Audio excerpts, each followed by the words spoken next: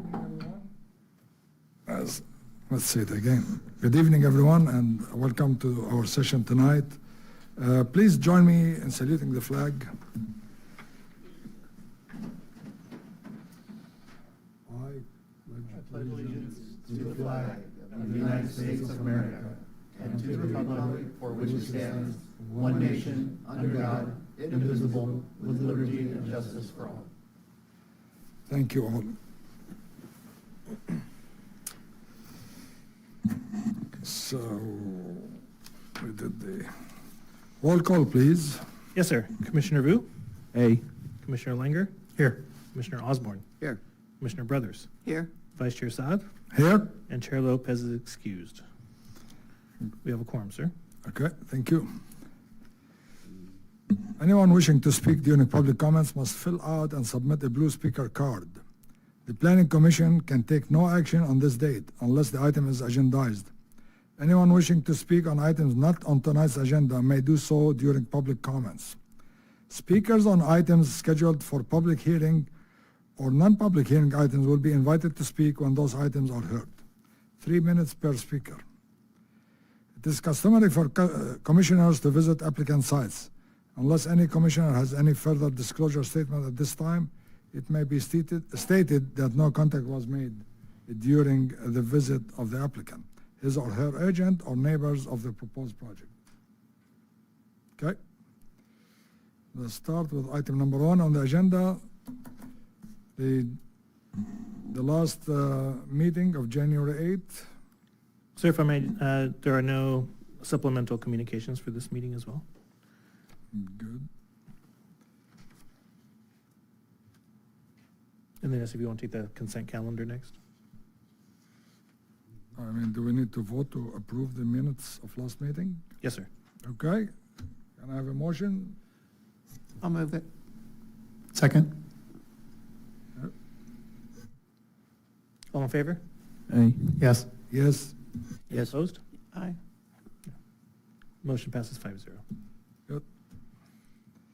Item number 2, conditional use permit 1278M3 and 18315 Brooker Street, ICANN Barbecue. Petition submitted by ICANN Barbecue LLC to modify an existing conditional use permit to add a Type 41 beer and wine ABC license for the restaurant ICANN Barbecue Korean Grill located at 18315 Brooker Street. This item is categorically exempt from the provisions of the California Environmental Quality Act, SECA, pursuant to SECA Guidelines 15301, Class 1, existing facilities. Staff report, please.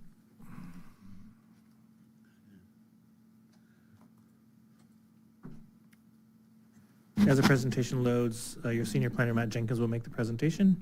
And for your information, we have one of our city attorneys, Alex Halfman, here with us. And so if you have any questions for her, she's available.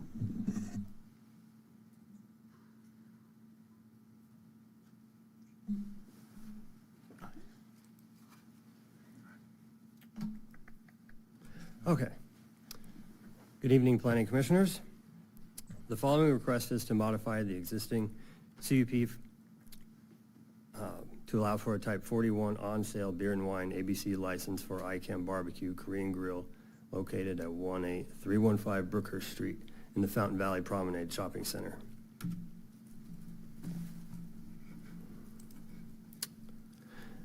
Zoning code requires a large format restaurant, which is a restaurant with 51 seats or more, requires the Planning Commission approval for alcohol sales. So just some history, the shopping center and restaurant were originally established in 1993. Then in 2005, the Planning Commission approved Corner Bakery to expand to allow for outdoor seating. Then last year in 2024, Corner Bakery closed, and currently ICANN Barbecue has submitted plans for a TI to open up their restaurant.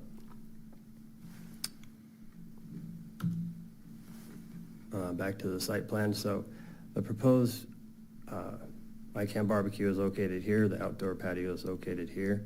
And for reference, their residential townhomes 180 feet across Brooker Street to the east, shopping center to the east as well, commercial shopping center surrounded by the promenade here, and there's one single-family home directly to the north. However, the patio is on the opposite side of that location.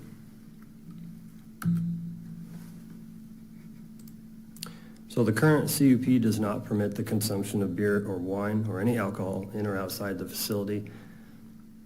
The 500 square foot patio contains 8 tables with 26 chairs. The interior of the restaurant contains 128 seats. The proposed hours for ICAM barbecue are 11 a.m. to 11 p.m. 7 days a week. And as proposed, alcohol consumption would be permitted within the interior and exterior patio area. And staff has included typical conditions of approval to regulate the operations with the sale of beer and wine, similar to other approved restaurants in the city. And staff supports the request as submitted. If you have any questions, please let me know. And I do not believe the applicant is here. Thank you very much. Thank you for the report. Any questions for staff?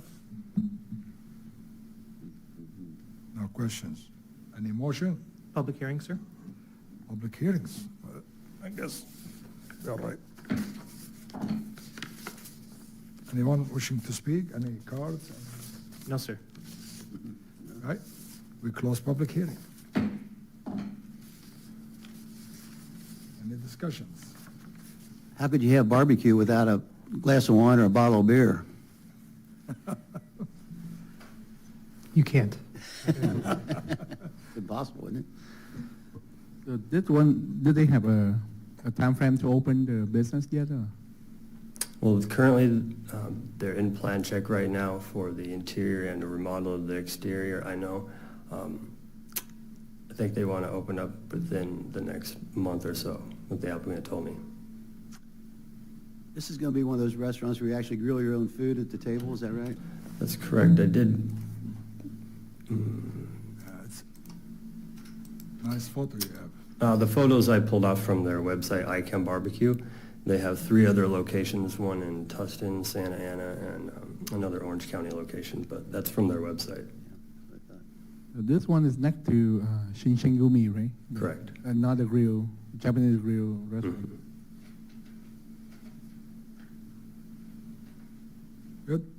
Objections? No more discussions? Any motion? I'll move approval. I second it. All right, let's vote. All in favor? Yes. Aye. Okay. Any opposed? Motion passes 5-0. Item number 3 on the agenda, conditional use permit 1933, north side of Talbot Avenue, Edison, easement between Newland and Magnolia, AT&T Wireless. Request submitted by Will Kazimi with the SmartLink Group on behalf of AT&T Mobility to install an unmanned wireless telecommunications facility on an existing Southern California Edison transmission tower located on the north side of Talbot Avenue, east of Newland Street and east of 9610 Cape Canaveral Avenue. The proposed project is categorically exempt from the provisions of the California Environmental Quality Act, SECA, pursuant to SECA Guidelines 15303, Class 3, new construction. Staff report, please. Thank you again, Mr. Chair and members of the commission. The request submitted by Will Kazimi on behalf of AT&T to install unmanned wireless telecommunications facility on an existing SCE transmission tower located on the north side of Talbot, east of Newland, and east of 9610 Cape Canaveral Avenue. Proposed location here in north side of Talbot, east of Newland. This is the approximate location right here. So pursuant to the Fountain Valley Municipal Code, wireless telecommunications are allowed in public institution and open space zones subject to a CUP, and they shall also be set back 100 feet from any residential property unless subject to approval of a conditional use permit by the Planning Commission.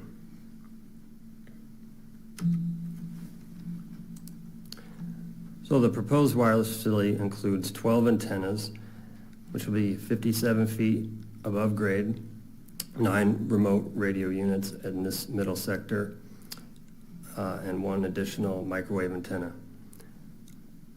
The wireless equipment will be located in a 12 by 18 foot, 216 square foot equipment enclosure located at the base of the tower. So in this location, the topography is sloped, and in order to provide a flat surface for the equipment enclosure at the higher grade where the entrance is to the site, they have to propose this flat steel platform on panels, and in order to enclose the underside of the equipment enclosure, staff requested that the paneling on the sides, which is made to look like CMU block wall, that paneling be extended to the bottom to conceal or close this area in the bottom off, to close that off to prevent any access to that location. The proposed enclosure would be 8 feet tall at this location, and then on the back side, on the east side, it would be higher, much as 2 or 3 feet higher in this location, so for a total of in excess of probably 10 feet on the east side location. And that would be the side facing the address of 8678 El Cerro Circle on this side. So this existing tower and the proposed site is 53 feet from the residential block wall to the east, 70 feet to the building to the east.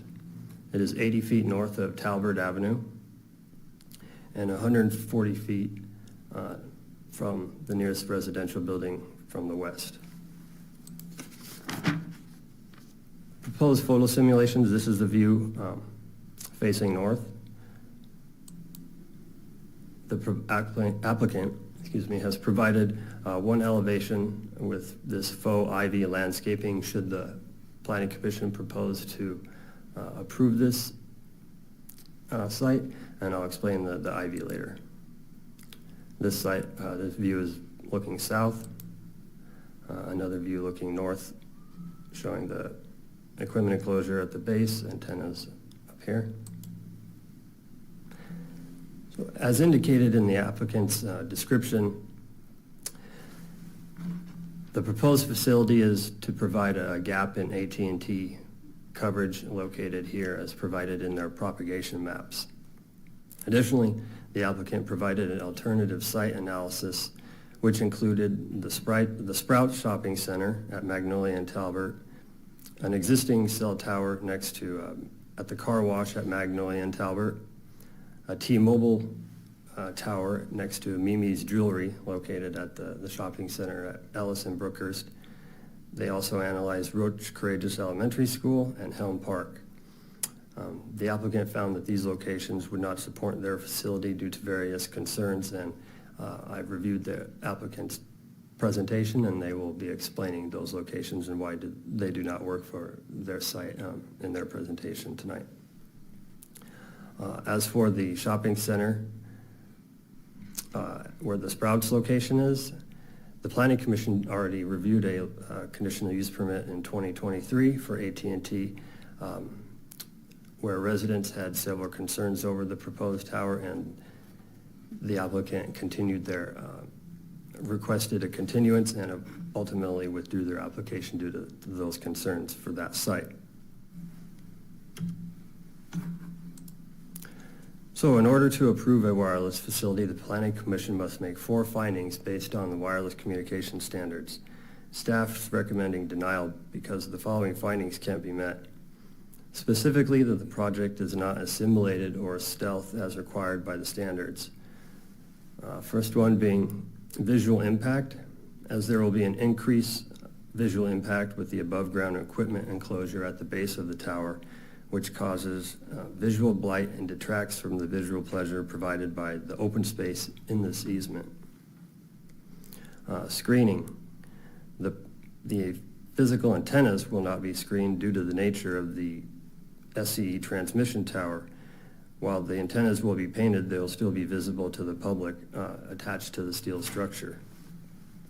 The proposed equipment enclosure, however, is visible to the public.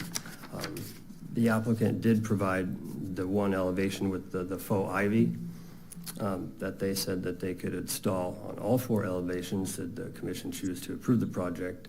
And they also indicated that staff has verified this, that SCE will not allow any form of live landscaping at the base of their towers due to maintenance and other concerns. So the faux ivy is the only proposed landscaping that would be feasible for this. And then the requirement for stealthing. The stealth requirements here cannot be met with the exposed antennas that would clearly be visible to the public 54 feet above the ground.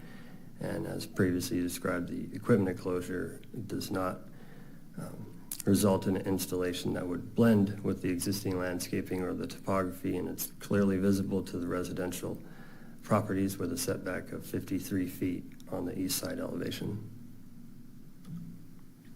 Additionally, the project does not comply with the code requirement for freestanding ground-mounted facilities on properties where they shall be set back 100 feet from residential uses unless approved by the Planning Commission. So this facility on the SE Tower is, again, 53 feet from the property to the east and 70 feet away from the home at 8610 El Cerro Circle to the east right here. Staff provided an option to the applicant to place the wireless equipment in an underground vault, either at a base or further away. However, SE indicated because of clearances from utility vaults, which are located at the edge of the right-of-way, they needed a 100-foot clearance away, so that wasn't feasible. The SCE also indicated that there are additional utility lines in the easement that would prohibit any underground vault for wireless equipment. So due to this condition that the above-ground equipment enclosure has to be above ground and is on the slope and is visible, the equipment enclosure for ground-mounted facilities cannot meet the 100-foot setback requirement and are clearly visible. Therefore, it is not stealth.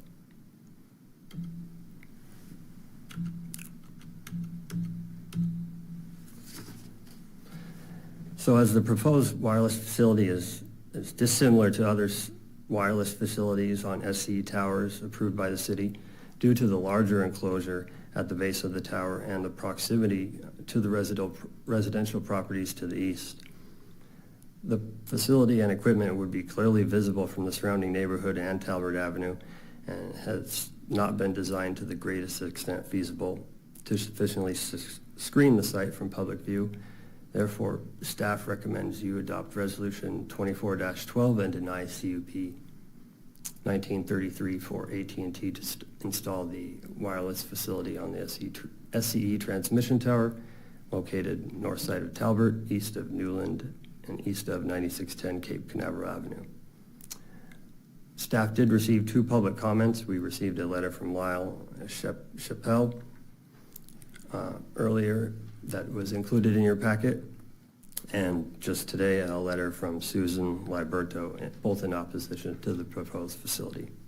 That concludes my report, and I'm available for any questions. Thank you. Is the applicant here? Wishing to speak? The applicant is here, yes, and does have a presentation. I have a quick question first. Did you say there were 4 conditions we would have to find to issue the CP? 4 findings. 4 findings, did I miss it? It looked like you showed 3. These were the findings where staff is based their denial on for these 3 aspects of the code requirement and this code requirement. However, the findings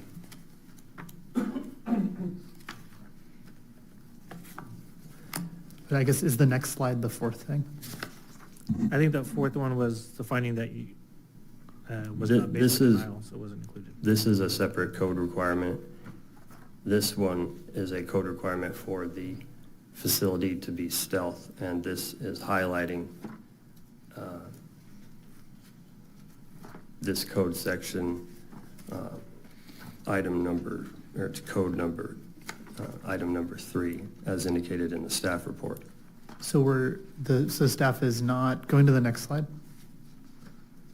So staff is not recommending denial based on the proximity? We are also, Okay, all 4. correct. Okay. Thank you. Is the city receiving any, would the city receive any benefits from this project? AT&T customers would receive benefits.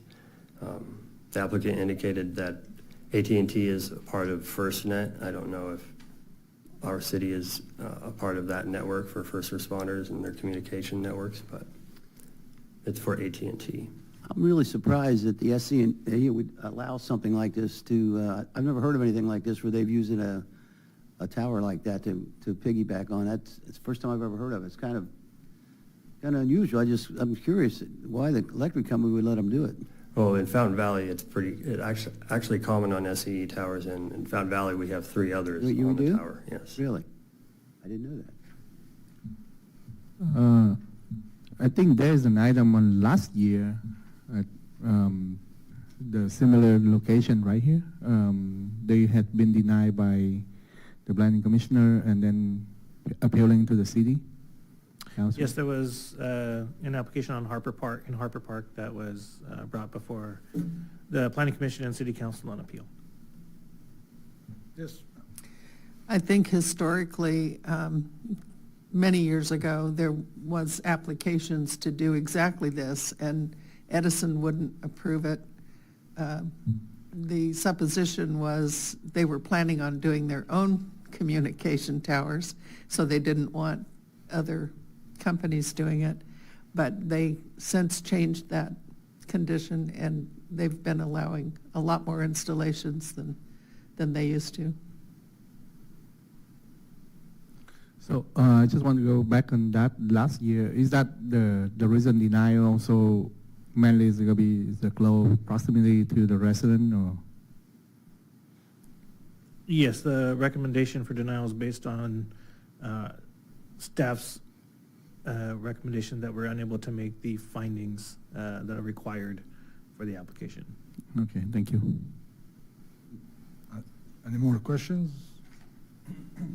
Yes. I have a comment.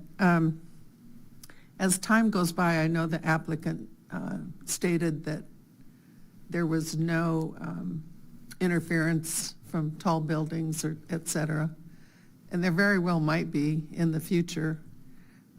In fact, there might be tall buildings that they can put an antenna display on. I gotta say, I don't agree with all of the findings. I struggle to say this diminishes the aesthetics of the park. When you're looking at those towers, I don't think that a box below covered with fake ivy is any way deter the view. If I may, However, if the there's- one thing they can't overcome is the distance to residential. if I may, if we can take questions from staff, and then I think before getting into the specifics of the Yes. proposal, we can hear from the applicant and open the public hearing. Any more questions to the staff? No. Okay, applicant, please come forward, state your name and address for the record. Let me pull up the applicant's PowerPoint here.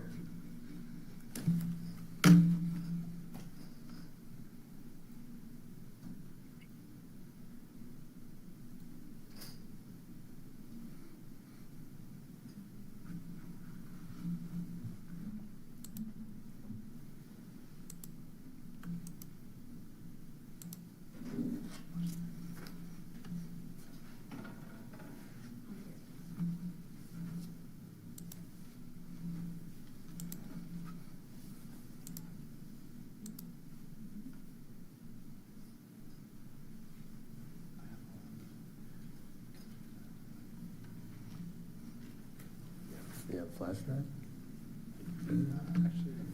I have one.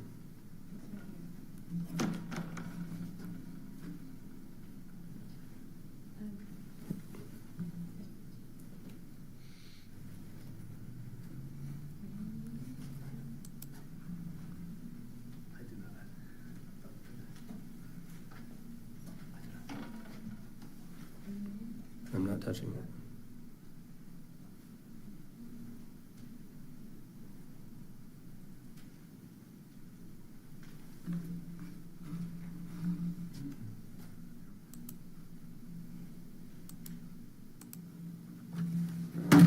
Excuse me. No, sorry. Thank you, Matt. I can't go back, can I? All right, there it is. Good evening, members of the commission. My name is Will Kazemi. I'm here on behalf of AT&T. I do work for SmartLink. AT&T, just for the record, AT&T hires my consulting company to represent them in these matters. I just want to say thank you for the consideration on this project, and I do want to thank Matt here for walking this through to get us here, basically. So the next couple of slides, I will be briefly discussing holistically what we look for when it comes to site selection and basically explain how we got here and how this project was chosen. So part of our job is to select the sites that meet what we call the 5 ABLEs. Make sure it's zonable, leasable, RF engineerable, constructible, and meeting all regulatory agencies' conditions. So in this case, we thought it was zonable until we got the staff recommendation here. But in our opinion, we are meeting all development standards and municipal codes of the jurisdiction. Leasable, as mentioned before, SE is a willing landlord. They approved us to work on this project to install AT&T's antennas and equipment onto their transmission tower here. RF engineerable as meaning that as presented in the propagation maps, and I will present this later on in the slides to show what we call like a gap in coverage for AT&T's, where we need to basically focus on a targeted area to bring in coverage and improve the coverage if there isn't any. Constructible to make sure the site can be built. In this case, SC will allow us to build an above ground enclosure underneath their towers and install the antennas painted to match the existing towers as well. And obviously regulations to meet all FCC and local guidelines as well. I do want to focus on the 2 pillars here and how this is important on the entitlement portion of the site selection. So as part of the criteria, AT&T must demonstrate the existence of the gap in coverage. Just note that this doesn't necessarily imply a complete lack of coverage, but rather an ability to provide an acceptable level of voice and data service to customers and first responders through the FirstNet program. Addressing this gap is crucial to basically maintaining our reliable network. There's a misconception that telecommunication carriers are placing cell sites basically anywhere they choose to. This is not the case. Building a site involves a significant capital expenditure, typically over $1 million, just similar like you see in commercial developments and residential developments as we see all the time. So therefore, this site selection is important here and considered a important process. So here's a project to give a little bit context of what we're proposing, similar in nature. This is just north of Ellis, right here, and I believe this is a T-Mobile location. As Matt pointed out earlier, this is a photo, just briefly just show you guys the photo sims again. With the enclosure, this is without the faux vines. Here again, with the faux vines. So there's an option for the planning commission if they choose to approve this project tonight, that we could go either way. Oh, sorry, that's my Siri.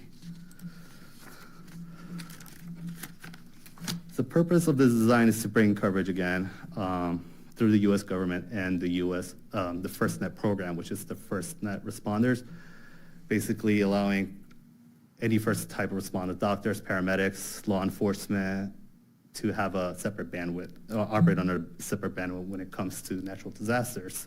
So basically like adding a carpool lane for first responders when it comes to times like these. And this is the least obtrusive option building. And so instead of building a significant tall structure, we chose to basically install it on a structure. So hypothetically, if we would need to submit a freestanding structure, basically a monopine,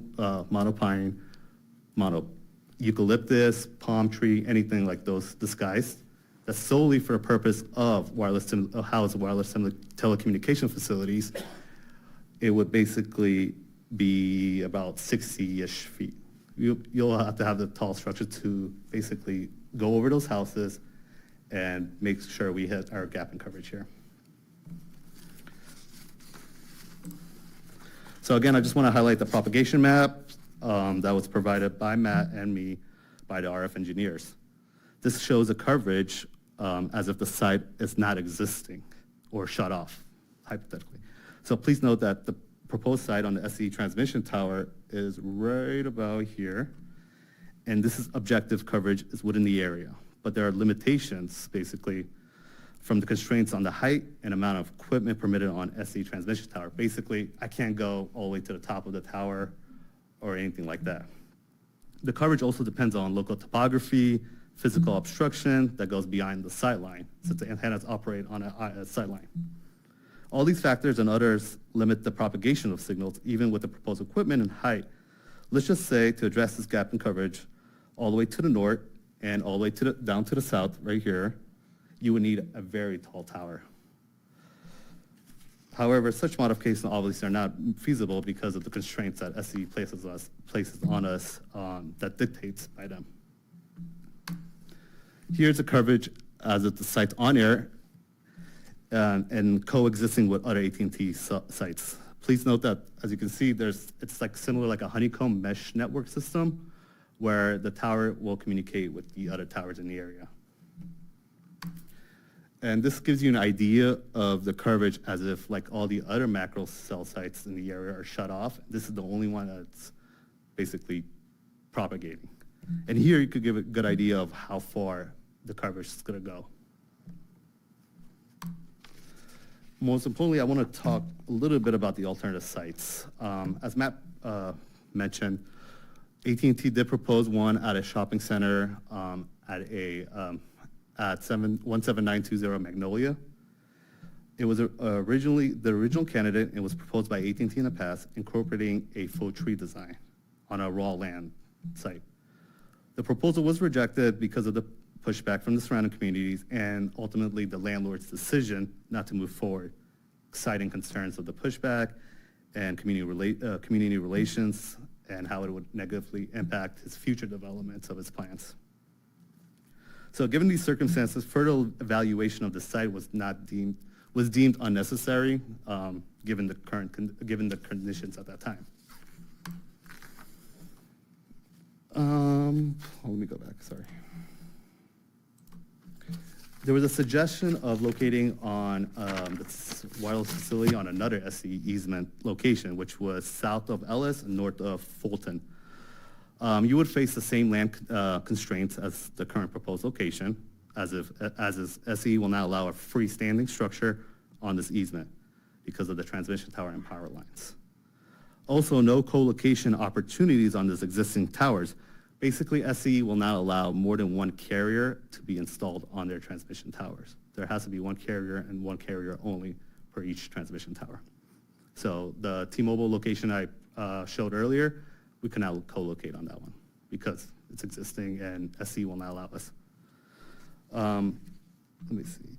I do want to notate there was a comment about which tower we could select and all that. I just want to note that SE dictates which tower we can install our antennas. We can't, like, for example, pick this one, just go in there. It has to be SE approved, and SE will have to let us know if this will work or not for everybody. A couple co-location opportunities that are owned by Crown Castle, which houses other carriers as well. The existing Crown Castle slimline flagpole is basically the sky looks like a flagpole. In order for us to install on that tower, we would have to basically drop the flagpole and build a freestanding structure that will able to handle the existing carrier and AT&T's carrier as well. The second location that we checked out, it was also another existing Crown Castle, which was a monopalm. The sky's basically like a palm tree. The RAD center would have to be in the low 30 feet for us to hypothetically be on that tower, which will not meet RF's objective here. And additionally, there was no available ground space for the mechanical equipment to operate those antennas. I do want to point out that although monopalms are considered co-locatable, meaning you can install on those, installing more than one antenna array will usually defeat the disguise element. Basically, it will not look like a monopalm anymore, or it will not look like a palm tree anymore. Other location was the elementary school. We checked it out. We actually reached out to the school district. Since it is elementary school, they were not interested, obviously due to optics or anything like that. There was another comment about locating the telecommunication facilities within a 500 feet 500 feet radius as required per code.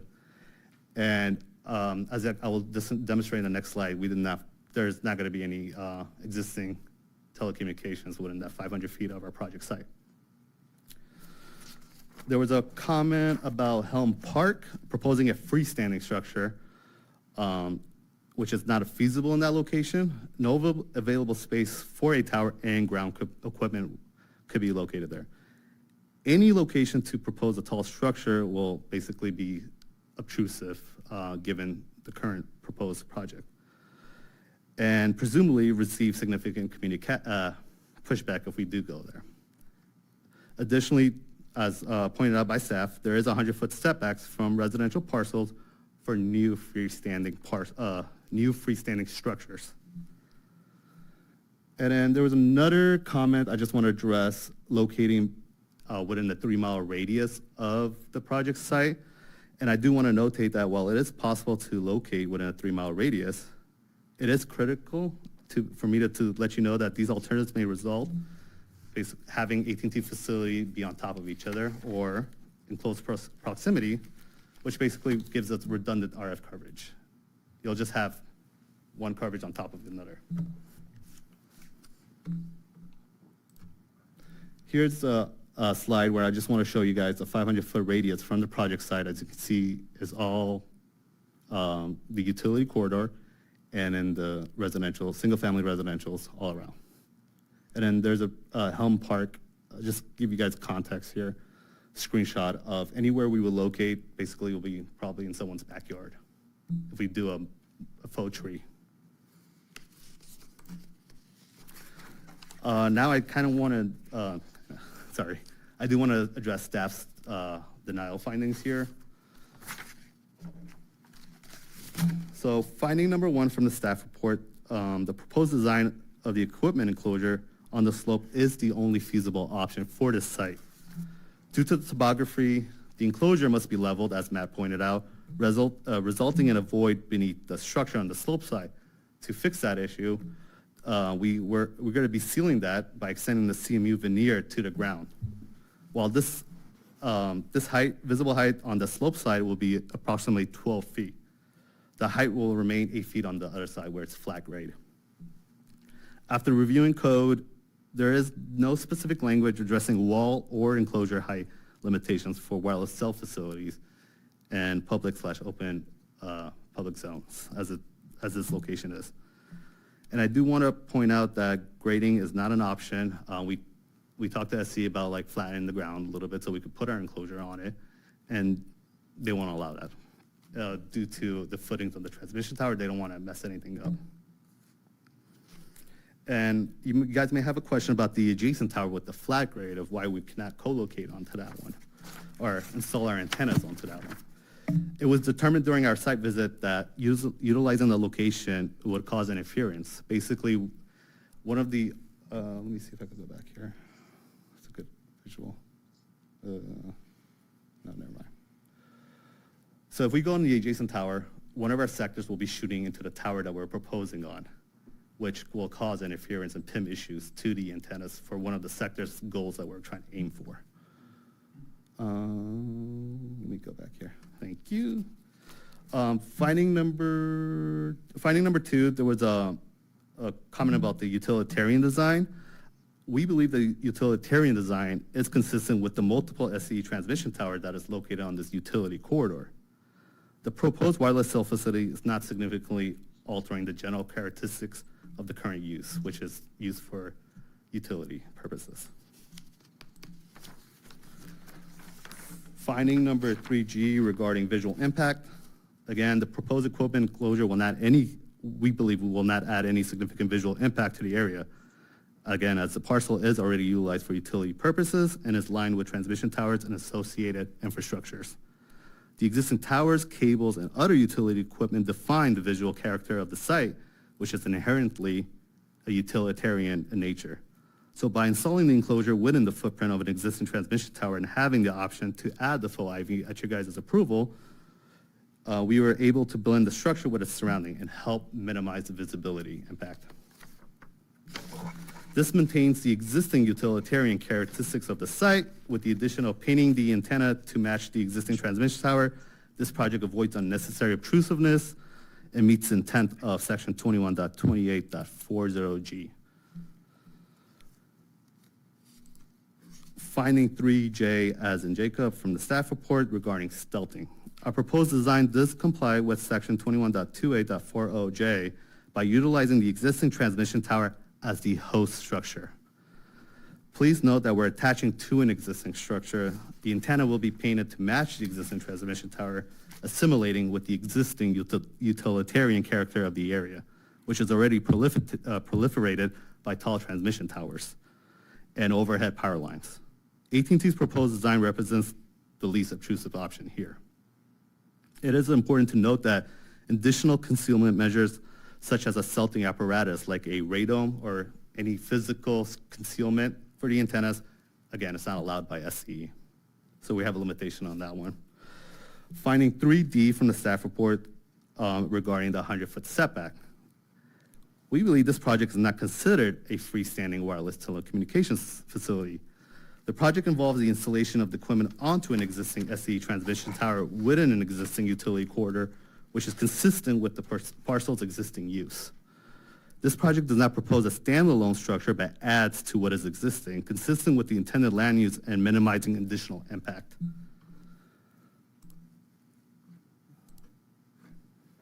Really? There you go.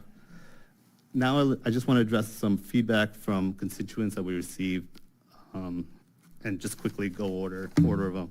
They're not in any type of significant order.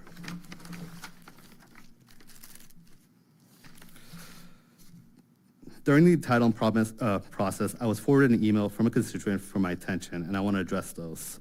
As mentioned above, per 21.28.050D, 100-foot setback from a residential use parcel applies to proposed freestanding structures. Freestanding wireless structures. To reference some example will be like faux trees, concealed towers, monopoles, lattice towers, anything solely for the purpose of housing wireless telecommunications. SCE does not allow any screening apparatus, as I mentioned earlier. However, the antennas will be painted to match the existing transmission tower, depicting a significantly less obtrusive than a freestanding structure.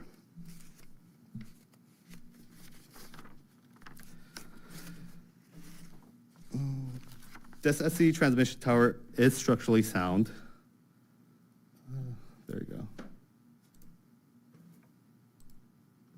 Okay, well. Yeah. This SCE transmission tower is structurally sound. SCE will not approve a project on a tower that is not feasible to construct. Additionally, SCE will provide a structural letter confirming the structure's integrity, which will be reviewed by the city's building department when we submit for building permitting. I do want to point out there was a reference regarding a equipment that we'll be installing in the ground enclosure. It's a DC-50. This DC-50 that is being proposed for this project, to clarify, is not an air conditioning unit. It's actually a DC surge protection within the enclosure. Noise output is very minimal and with an ordinance. I believe that was regarding the noise, potential noise issue. And as you can see in the presentation, I did provide a detailed spec sheet of the DC-50, which will be located in the ground enclosure. However, I do want to note that we are open to, if the planning commission chooses us for AT&T to provide a noise study, we're more than happy to provide one as well, to basically show that we're complying with all noise ordinance.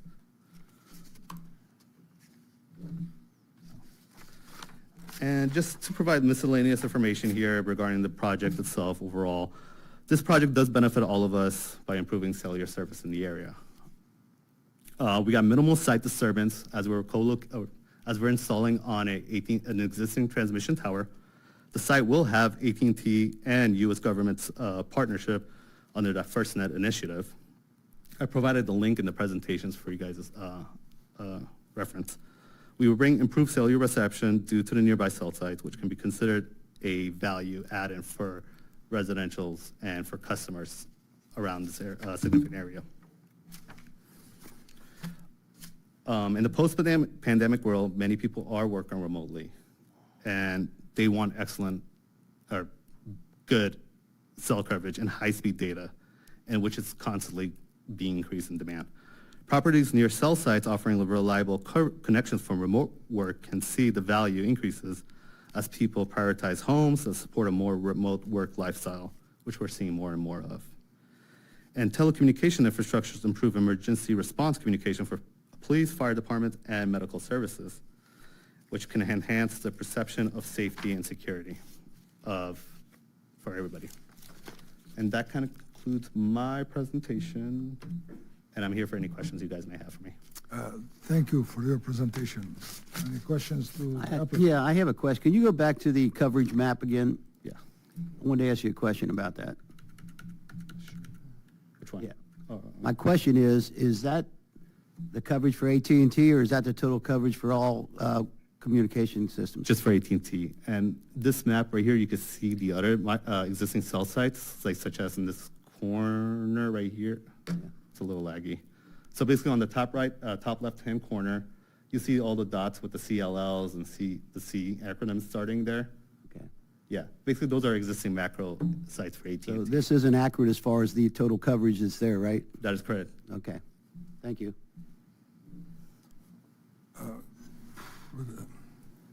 Do you know how many, what they call subscribers to the AT&T services in Fountain Valley? The total amount, I do not know, but Quantity, yeah, number of people. I could find that answer for you guys and get that going. I could also see if I could get demand statistics kind of to see what potential demand that we're looking at in this area specifically that we're targeting. And one more question. These antennas are for what? TV, cell phones? It's basically your mobile devices, anything that connects to internet. So your cell phone, your iPad, let's just say if you have a smart refrigerator at home, it needs to connect to a wireless Internet. Basically anything internet related, yes. Okay. I got a question. Have you considered alternate other location for the mono pi or anything freestanding stuff beside those location? At this project site? Mm-hmm. No, because obviously there's power lines and transmission tower. AT&T will not allow a freestanding structure to be built on those utility corridors where there's close proximity to their transmission towers and power lines. Yeah, the reason I'm asking because I think last couple months ago we just approved one monopi cell tower. It's in near Ohio and Provost area. I mean, intuitively, I would think installing antenna equipment on an existing use would be the least obtrusive option versus building a brand new tall structure. So that is the approach right now. AT&T want to do just try to. If that was an option, yeah, we wouldn't mind building our own tower. But again, I think we will get more significant pushback if we build a freestanding structure versus we installing into attaching to an existing transmission tower. It depends on the location. I think That is you do as long as you satisfy the location. Yeah. That Let me see. so. I don't have a good map here of the aerial, but if you can see from the propagation maps, the utility corridor goes up and down from north to south, right in the middle of your screen. All of that has power lines and transmission towers running parallel. We cannot locate a freestanding structure in that corridor. Other than that, everything else to the side of it is all residential, so we can't really build a structure in someone's backyard either. So this is our most viable option for this project site. A question, questions to the staff. Does the city and first responders of the city uses AT&T? If you know. I don't know the answer to that. I am familiar with FirstNet. I'd have to go back to check to see if we use FirstNet. Okay. Please. A couple of questions for you. So staff's recommending we deny this. What are you going to do if we deny it? I'll take it back to my clients and let them decide if they want to choose to appeal the decision. Okay, but let's assume it goes through all that and you can't build this. What do you look at additional alternatives? What do you do? At the Give up? recommendation of everybody, yes, we will explore all avenue of options to see where we're going to go after that. Okay. And so I understand you're attaching the antennas themselves to the Edison tower. That's correct. Are you saying, though, that the new building that you're building underneath the tower is not itself a freestanding structure? It seems like a structure to me. It's an open enclosure with walls surrounding it. And you're Not building, define a structure in a way. and you're building We're not platform foundations that are going to stick out and a steel go platform into the ground. with piers. That is correct. But we're installing our mechanical equipment within that enclosure. It's not. Let's just hypothetically take away the antennas and leave that equipment there. In this case, in this context, that's not considered wireless telecommunication facilities because it will not operate what we're intending to do, basically bring coverage to the area. So when you say open enclosure, it doesn't have a roof? No, it doesn't. It's open to the air? It's open to the air, correct. It's not an indoor enclosure. Right. That's all I've got. Any more questions to the applicant? Okay. Closes the staff report, and now we open it for the public comments. Any cards? Excuse me, yes, we have one, Lyle Shepley. Good evening, I'm Lyle Shepley. I've seen a few of you here before. I'd like to add a little color to similar projects like this. I was the appellant at Harper Park. So I stood before you 18 months ago where you issued a stop order on a project that had already been approved for Dish Wireless. The city council in a 5-0 vote revoked permits on a project that was already built. 2 days ago, the bulldozers knocked it down. Some of that cost came from the city. So contrary to what people may believe, it does make a difference. When I looked out this morning, it's not there anymore. I spent a lot of time looking at the code. This project does not comply with your code. It's not stealth. There are a couple that were out there that were built many years ago, but it doesn't comply. It's not stealth. It doesn't look good. The neighbors aren't going to want to look at it. And for somebody that spent a year working on this thing, I support the city staff's perspective here that this needs to be denied. There's 128 towers and 621 antennas within 3 miles of that location. There's plenty of alternatives. They may not like them, and contrary to maybe what they've suggested, I'd be very cautious about whether or not they can put a generator there.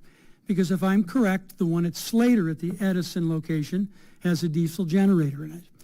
And whether there can be co-locations on the facility, just go down to Bellaterra and look at the 2 towers sitting next to each other with 2 massive boxes and multiple carriers.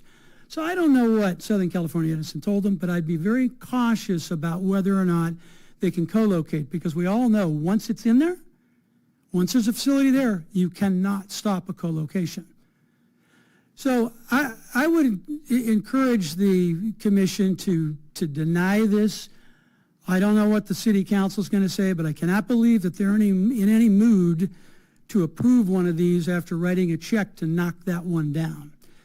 So just wanted to give you a little bit of color. I have a few friends in that neighborhood, and I know they don't want to be looking at it either. So I'd really like you to give this due consideration. Staff is right on this.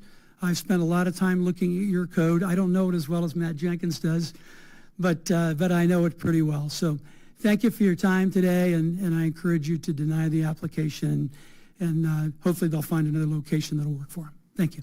Thank you. Next. No other requests to speak, sir. No more requests, okay. And, yeah, we are the applicant. Please come forward.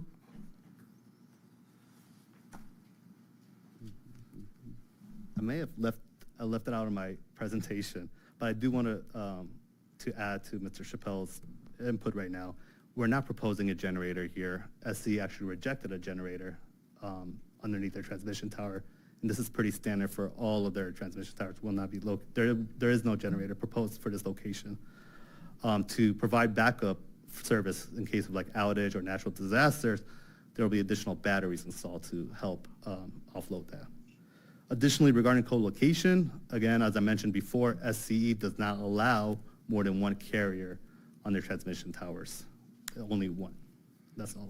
Thank you. Thank you. That closes the public hearing. Any discussions? Yeah, I would like to say that, you know, if there was no coverage in that area whatsoever, this would have a little different picture to it. But there is coverage, and I understand competition is good, and A&T wants to get in there and compete with Verizon and the other communication companies. I understand that, and competition is good. It does keep prices down, but I don't see any reason that this project needs to be approved based on the findings that the planning department has already come up with. Can I ask a question of staff or whoever, council, whoever it is? Yeah, go ahead. I think it's best if you ask the question, then we'll figure out who's Okay, best to great. No, answer. fair enough. I saw Matt getting up. Same question I was trying to get at with the applicant. This staff is saying that the 100-foot limitation applies because of structure. The applicant's saying it's not a structure. How do we get to different answers? What's the staff justification for saying it is a structure and that applies?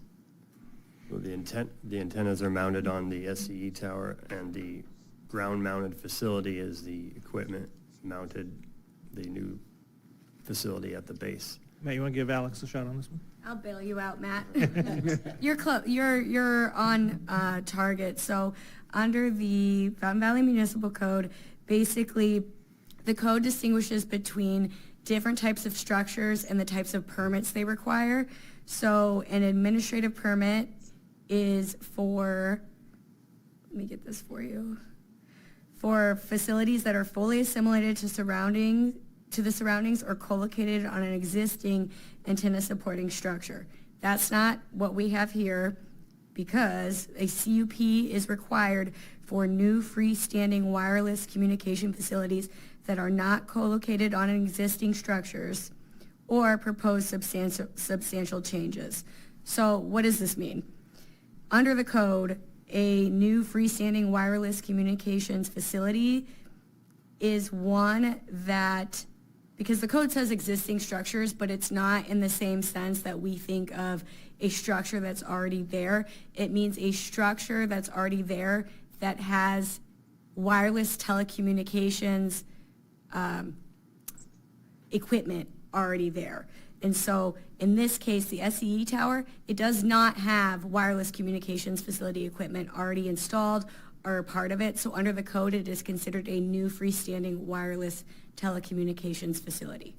Does that make sense? Alex, would it be appropriate to say that under the last situation we came under that Mr. Shepley referred to, the city council gave us policy direction to interpret this as a new freestanding facility? Correct, because based on the code and the way that it is written, and also in conjunction with how the Telecommunications Act is written, the words as they appear aren't necessarily what you would colloquially think is the definition. They have these very specialized terms. So an existing structure is one that already has wireless telecommunications facilities equipment on it that And the way that I think about this is maybe it doesn't already have antennas on it, but it's constructed in such a way that the equipment is already there that it could have antennas installed on it. It's very nuanced as to what kind of structures those are. So because this one has nothing on it before, even though that it is a pre-existing structure, it's still considered a new facility and a new structure, a new wireless facility structure. Does that make sense? Yeah. Okay. Yep. Thank you. Question, Thomas.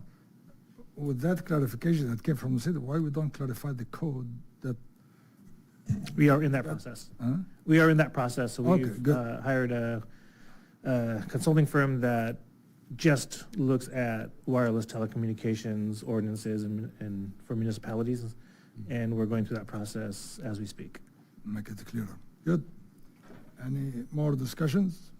I just want to say that I understand everyone's opinion that doesn't want to look at this, doesn't want to near them for a number of reasons. But I also understand AT&T's dilemma in providing coverage. And you just can't get over that 100-foot setback from residential.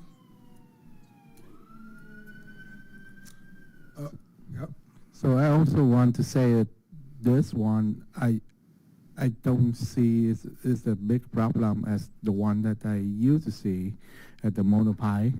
But to me, last couple of months ago, we approved the Monopie because it's clear on the requirement 100 feet to the resident, everything. I do my own hand measure of that Monopie to the to all the resident around that area, and actually it's clear. So I think that is the most important. I concerned because I recall any commissioner recall last time there is a lot of residents come and expect the problem about the cellular going to be affecting to the health of people. We say we cannot do that. Anything as long as this certify the code. But this one, my main concern is just only 59 feet to the resident, and I don't think it can be a good approach for me. For me, it's better to looking for alternative location. So that's my opinion. I'll make a motion that we reject the project based on the planning department's findings, and we decline this permit. I'd just like to say before, since we don't have a second yet, I agree with Commissioner Brothers. It's 53 feet away from the property line. It's not that far away. I think we got a legal opinion on the applicability of that provision. And we have community members who don't want it. So I think altogether that's enough. Even setting aside those other considerations, which like to me are a little bit more subjective about the looks of it. But I would second that. Okay. So again, just to clarify, the motion is to approve the resolution denying the application. Correct. We'll be looking for a second. I second. And Chair, if you don't mind, I'll do a voice vote on this one, or call each individual separately. Commissioner Vu, Yes. Commissioner Langer, Yes. Commissioner Osborne, Yes. Commissioner Brothers, Vice Chair Saad. I'll abstain. Motion passes 4-0 with one abstention. Okay, thank you. Next, what do we have on the agenda? And if I may, the applicant and anybody else that's interested has 10 days to appeal, 10 business days to appeal this decision. Okay, thank you, Omar. Okay, unfinished business, We have none, sir. public comments, I have no request to speak, sir. comments from the staff. Yes, sir. I'd like to acknowledge and thank Vice Chair Saad and Commissioner Osborne for their many years of service. It's been a true pleasure working with you and learning from you through the years I've been here. So I truly appreciate your service and kindness to staff. And we look forward to our new commissioners. We have Commissioner Brothers, who will move from an alternate to a regular member. We have Rudy Hubner, who will join us as well, and Kristen Asconi, who will join us as our new alternate. So welcome them and look forward to working with them as well. Thank you, Omar. So tonight will be my last meeting with the Planning Commission, me and Mr. Osborne. I'd like to thank the staff and the City Council for their trust in us for the past 4 years for me. Mr. Osborne, maybe more. And for working with you guys. It was a great 4 years. So thank you much. Thank you. Meeting adjourned until February 12. Sorry. Oh, you changed it now? I'm changing it now. February 12th is a holiday, so we'll move the next meeting to February 26th. So the next meeting is February 26th.